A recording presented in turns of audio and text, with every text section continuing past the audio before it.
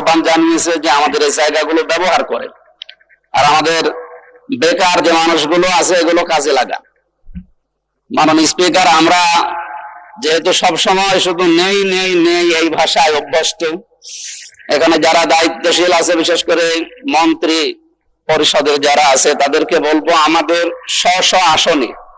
এভাবে মানুষের কাছে শুধু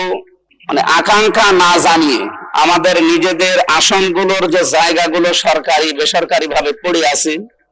এই জায়গাগুলোকে যদি সরকার এখন কাজে লাগাতে না পারে